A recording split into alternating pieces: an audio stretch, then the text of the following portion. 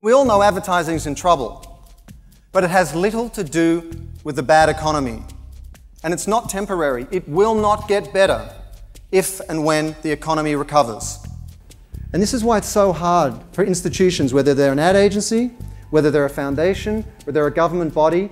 For years, we've operated on the conceit that we need to control people. We have a media monopoly. We tell people what to watch and when.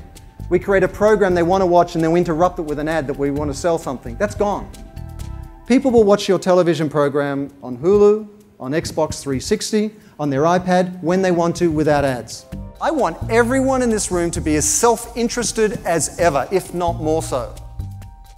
But I also want you to define self-interest in terms of the reality of the world we live in, which is what we do affects somebody else and vice versa, in which case we need an expanded definition of self-interest that includes the greater good.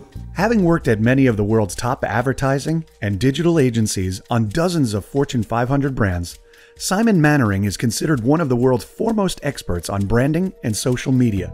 I'm here to provoke you, hopefully to annoy you just a little bit.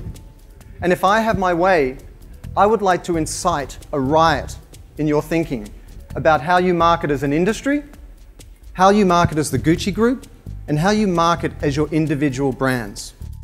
A respected author, influential blogger, and international speaker, Simon offers executives, brands, and nonprofit leaders critical insights into how to capitalize on social media to build brand communities, profits, and positive impact.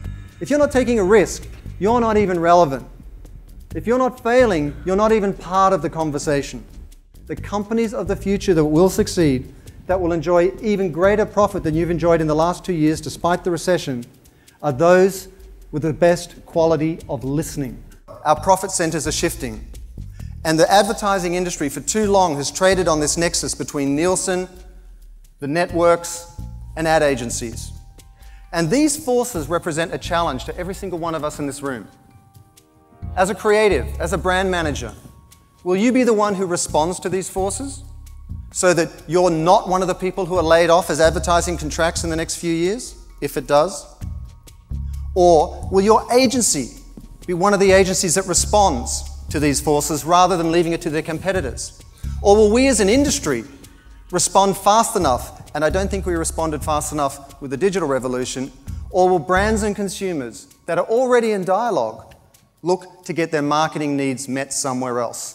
As the winner of over 60 international advertising awards, he brings global experience, world-class creativity, and cutting-edge expertise to every speaking engagement, whether it's an industry conference, corporate summit, training program, diplomatic forum, or thought leadership event. More importantly than anything, the power of purpose is that it makes brands innately shareable.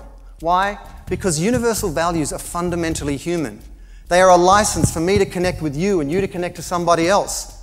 It establishes a language between us that is fundamentally human and allows us to relate to each other through marketing as a community.